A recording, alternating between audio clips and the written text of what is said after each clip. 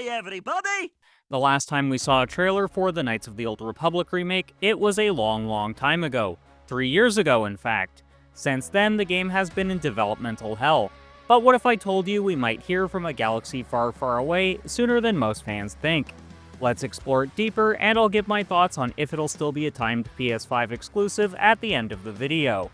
Before I get into why I think we're going to see a trailer for this game later in the year, first we have to discuss the troubled history of this game.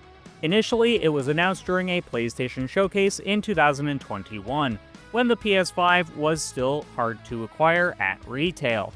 When it first got revealed, myself and many other PlayStation fans were over the moon about it, because the exclusives for this generation of consoles, well, they've been slim pickings, quite literally. Though the multi-platform releases have been worth the upgrade, given the previous generation of hardware really couldn't handle a lot of modern games as well as they should have. I'd argue the only reason that generation was kept on life support as long as it was comes down to how well the PS4 and the Switch sold, being the 5th and 3rd best-selling consoles of all time respectively. If they'd sold fewer units, I imagine the now current generation would have been pushed harder much sooner. But either way, exclusives for this generation are still barely there, and 2 of the now current generation systems have been around for 5 years. But the KOTOR Remake was partially funded by Sony, as they really wanted a huge exclusive for their newest system. The initial planned release was supposed to be sometime in 2022. Clearly, that didn't happen, as the game would be put on ice in the middle portions of 2022. Partially, this was because Aspire's build failed to impress executives at both Sony and Aspire's parent company, the Embracer Group. If you followed the game industry for a while, you'll know Embracer would be aggressive in its expansion during the early portion of this decade. And it was too much, too fast, as it began restructuring in 2023, along with having a couple of flops release in quick succession.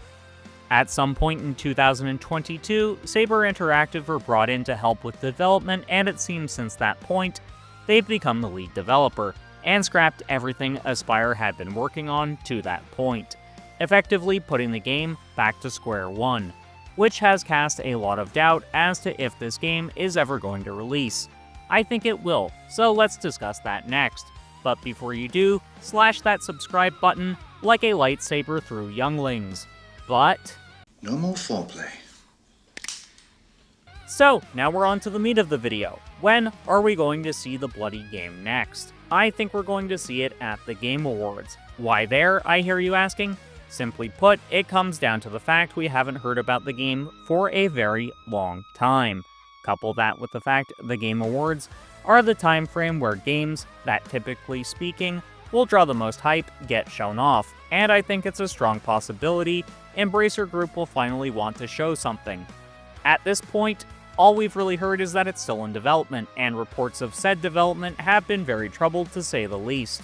However, if the game is closer to release than it is not, I think this year is the year to not only unleash a shiny new trailer, but also show off some gameplay instead of just a new cinematic.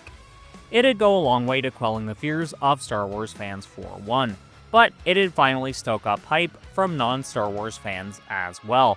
My gut is telling me this game will probably come out in the early to mid portions of 2027, since we have a close to wide open release schedule for that year.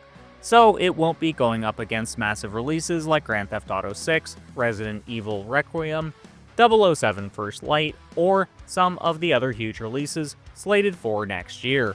I also have another reason for believing we'll see more than just a cinematic trailer at the Game Awards, and it's something I teased earlier in the video. I think a good reason why we haven't heard anything is because this game is now going to be a multi-platform release at launch. According to some of the rumors floating around in cyberspace, PlayStation has cold feet regarding KOTOR's remake, and are now all hands on deck for the PlayStation 6. Part of this makes sense to me, given the game's troubled development, but I also don't for 1 second believe it's all hands on deck for the PlayStation 6 yet. Well, it's true, console cycles are typically only 7 years long. I think this generation is going to be longer than that. For one, the PS5 launched at the height of the pandemic, meaning a lot of planned PS5 exclusives were also cross-generational titles, meaning the exclusive library looks far weaker. Couple that with third-party companies also keeping the previous generation on life support almost 6 years after those consoles should have gotten the old Yeller treatment, and anyone with half a brain can see those are some obscenely bad optics for the PlayStation brand. I've basically been a lifelong PlayStation guy, and if Sony were to pull a move like that, I would be waiting a good long time before I picked up a PlayStation 6, since they would have effectively stripped the PS5 of any value it would have had. Couple that with the fact the PS5 Pro was released to have a significantly more powerful console than the base machine, and you really have to question if we might not see a longer console generation, especially when games are taking longer and longer to develop and getting more and more costly in the process. Okay, I know I'm babbling. So, what does this have to do with KOTOR no longer being a PS5 and PC exclusive? Simply put, it makes far more sense to release a product like this on as many platforms as possible. Couple that with PlayStation balking at how the original build from Aspyr was going, and you start to see why Embracer Group is probably going to push for this to be multi-platform, so they can make as much profit as possible. This would also explain why we haven't heard much information about the game for so long. It's giving me serious shades of Final Fantasy XIII, which was originally announced as a PlayStation 3 exclusive, but was later revealed during an E3 presentation to be a multi-platform release, since Square Enix needed to recoup its losses thanks to the game's engine being so costly to develop. On top of that, the PS3 being an absolute ball ache to work with.